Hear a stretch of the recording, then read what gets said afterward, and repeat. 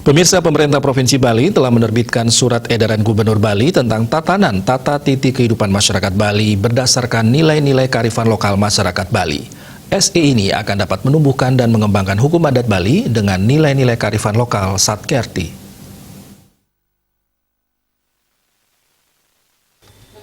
Dekan Fakultas Hukum Universitas Hindu Indonesia Denpasar, Profesor I. Putu Gelgel mengatakan salah satu tujuan dari SE Gubernur ini menjadikan nilai-nilai kearifan lokal Satkerti sebagai dasar untuk mengembangkan tata titi kehidupan masyarakat Bali dalam Bali era baru guna mewujudkan kehidupan masyarakat Bali yang tentram kertara harja.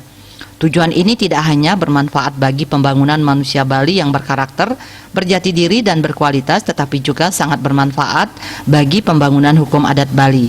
Menurutnya, hukum adat Bali akan dapat tumbuh dan berkembang dengan baik karena didasari oleh nilai-nilai kearifan lokal masyarakat Bali.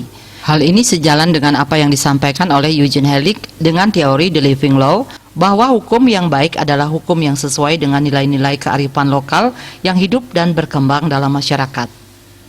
Hukum yang tidak sesuai dengan nilai-nilai yang hidup dan berkembang di masyarakat, condong untuk tidak dipilih rakyat, terkadang akan mendapat perlawanan dari bawah dan terabaikan begitu saja. Di samping itu, tata titi masyarakat Bali yang berdasarkan nilai-nilai kearifan lokal masyarakat Bali dapat digunakan sebagai acuan dalam menyempurnakan kurikulum program studi hukum adat dan hukum Hindu.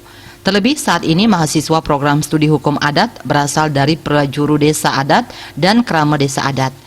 Profesor Gelgel mengatakan apabila tata titi kehidupan masyarakat Bali berdasarkan nilai-nilai kearifan lokal ini bisa diimplementasikan secara skala dan niskala, maka hukum adat Bali akan semakin kuat dan dirasakan manfaatnya sebagai salah satu sarana dalam menata pembangunan masyarakat Bali.